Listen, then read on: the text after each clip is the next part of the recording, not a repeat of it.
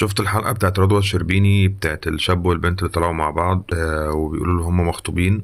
انا ما شفتش الحلقة كاملة، ولكن في طرطيش كلام كده شفتها. يعني انا طبعا ما بحبش ان انا اركز مع حاجة، يعني فاهمين، بلاقي كذا حد بيتكلم عليها وترند والكلام ده، بحس الموضوع ممل بصراحة، فانا مش بحب اجري ورا الترندات. ولكن لما بلاقي اكتر من حد بيتكلم عليه فساعات بيجيني فضول كده لو حاجة تستحق. فالمهم اختصارا للموضوع، يعني لقيت في اكتر من حد بيتكلم عن الموضوع، واللي فهمته منه طرطيش كلام ان الولد والبنت مخطوبين، والبنت بتساعده في المصاريف بتاعت الجواز يعني وكده، ان هو مثلا العفش والشقه والتشطيبات والكلام ده.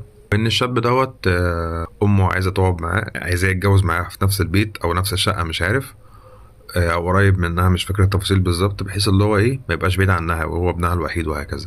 انا شخصيا يعني بقول بنسبه 90 99% الموضوع ده حوار. ليه حوار؟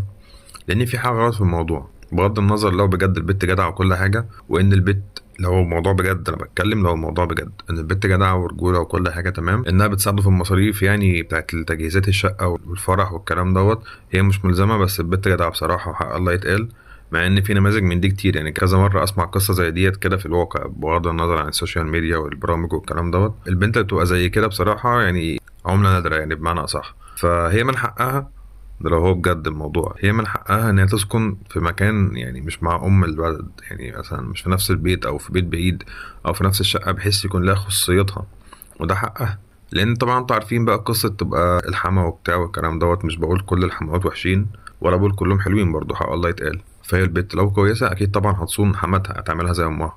ولكن هنفترض مثلا يعني ان الحما ديت وحشه او ما الى ذلك، فطبعا في الاول في الاخر الولد مش هيجي على امه، يعني هيجي على البنت اكيد. يعني في معلومه بس ليكوا، في فرق بين ابن امه وفي فرق من اللي هو ما بيجيش على امه، في فرق بين الاتنين. ابن امه دوت اللي هو ملوش رأي في كل حاجه، بيتعامل معامله اللي هو عنده 4 5 سنين، امه تقول له شمال شمال يمين يمين، وحتى لما يجي مثلا بيشتغل او حاجه زي كده، امه بتاخد المرتب كله وبتديله مصروفه، ده معروف، ده كده اسمه ابن امه. ولكن اللي مش بيجي على امه دوت، ده بيكون يعني امه طبعا، ده يعني ده الرسول موصي بيها.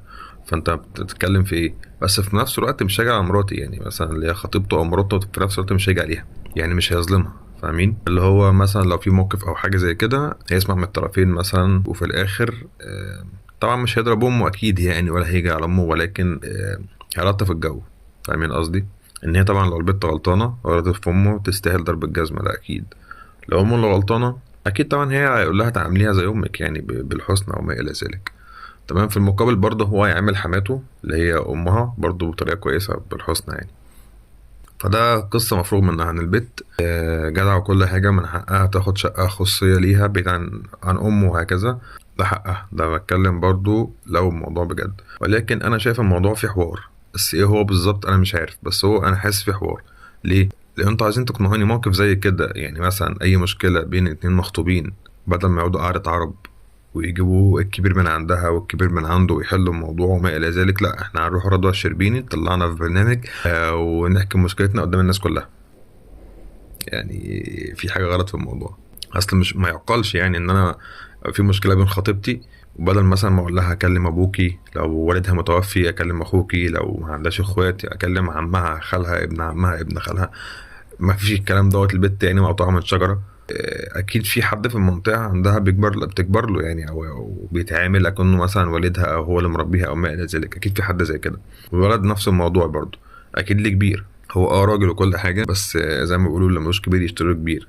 فهو لازم يكون في حد كبير، بحيث لو في مشكله، في حاجه حصلت عايزين يغلطوه، بيقعدوا مع الكبير بتاعه هو اللي يقدم، زي ما بيقولوا باختصارا كده قعدة العرب. فالموضوع غريب حسابه كل ده، وطبعا رضا الشربيني في في الموضوع انا مش عارف ايه هي بالظبط. هل هو موضوع تمثيل؟ هل هو حوار؟ في الاخر اللي هيحصل كالتالي، ده هو حوار يعني برضه بنسبة 90%، ان في حالة لو ما ظهرتش الحقيقة، لو هم مكملين في نفس السيناريو دوت، اللي هيحصل كالتالي ان البت هتعمل اكونت، وهو الولد ده هيعمل اكونت، وهيتشهروا بحيث الناس طبعا عندهم فضول ويعرفوا وصلوا لحد فين وايه اللي حصل، ورجعوا لبعض ولا ما رجعوش لبعض، ولا الولد هيراضي امه ولا هيراضي البيت وما الى ذلك يعني. فاحنا شعبنا شعب فضولي شويه، فعشان كده هيفضلوا بقى يروحوا الاكونت، الولد ها عمل ايه، البنت ها عملت ايه، الولد ها عمل ايه، ويبداوا الفلورز عندهم يزيدوا، ويبداوا يفتحوا لايفات والناس تتعاطفوا معاهم،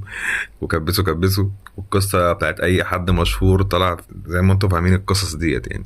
بدون ذكر اسامي، يعني الناس اللي بتطلع هوب مره واحده يفتح لايفات، الاكونت بتاعه يكبر، يفتح لايفات، يبعت له اسد اسدين وبتاع، والناس قال ليه بيدعموه يعني، والقصص اللي انتوا عارفينها ديت. فانا مرجح ان هو الموضوع ده حوار. ده من رايي الشخصي يعني، مش بذم في حد، بس من رايي الشخصي، لان حاسس الموضوع فيه حاجه غلط، مش طبيعي بصراحه. وربنا يهدي الحال. بس افتكروا كلامي لو طلع صح.